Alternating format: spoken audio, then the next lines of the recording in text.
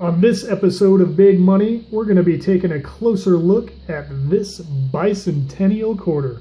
So come on, let's go. Thank you for joining me. I am Matthew, the Great Coin Roll Hunter, and you're watching Big Money, the show that takes our favorite coins and currency and puts them under the microscope. So if you're new to the show, make sure you hit that subscribe button because I'm doing cool stuff like this like almost all of the time. And you're not going to want to miss that. And if you're a regular viewer of the show, you probably recognize this quarter from last week's coin roll hunt. And if you missed that episode, don't worry. Check the descriptions below this video where I have added a link to that video. So without further ado, let's take a closer look at the obverse design of this Bicentennial Quarter. So immediately you're going to notice something a little bit strange. This dual date 1776 to 1976. And that's strange, but it's also kind of special because it represents our country's bicentennial.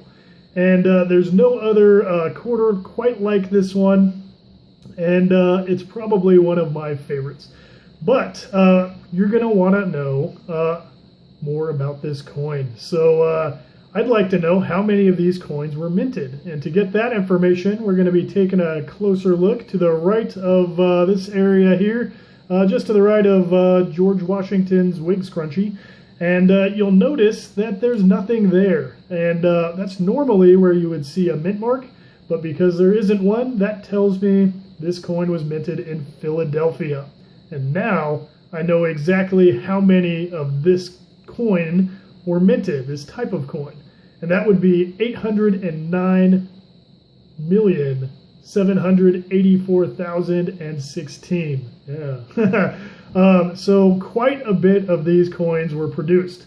I believe the bicentennial quarters in general, across all of the mints, make up the highest mint production of the entire George Washington series. Now, we're going to take a look at George Washington's bust. This obverse design was created by a man called John Flanagan. And what's kind of neat with these USB microscopes is you can take a closer look and try to find some coin errors or damage. Die cracks, die chips, cuds, doubling, things like that. Because the quantity of this coin produced, they're not really worth anything when you find them. And that's just a collectible thing. Now, if you have this coin in a mint state condition in high grades, they could range anywhere between $1 to $10, depending on your buyer.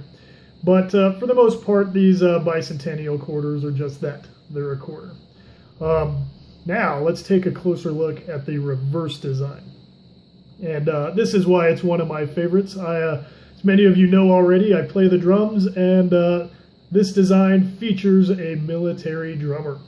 Now, an interesting story that goes along with this design, the Treasury actually held an open art contest for the reverse designs of the Bicentennial Quarter, half dollar, and dollar.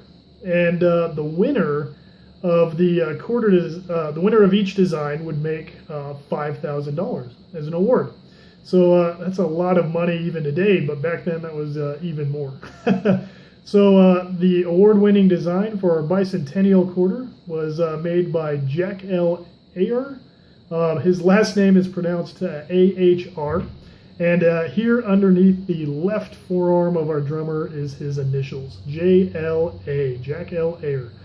And so check for that next time you're fortunate enough to come across one of these bicentennial quarters.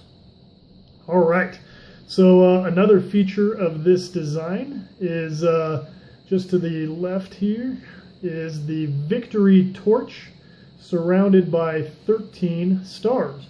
Now, I believe these represent the 13 original colonies, and it seems like the number 13 crops up all the time in our nation's history. Very interesting number, but there you go. It didn't look like we found any damage that is going to improve the collectability of this particular piece, but that's it. So thanks for joining me on this episode of Big Money. If you liked the video, please give it a thumbs up. and share it with your friends, because the more people we get to these videos, the more you can talk about coins in the comments below. And if you're really interested, ask me a cool question. You might be featured on another segment of this show I call Coin Cookie, where I actually do a video response to your question. So feel free to add your questions in the comments below. And I also want to know what your favorite coin, your favorite quarter is.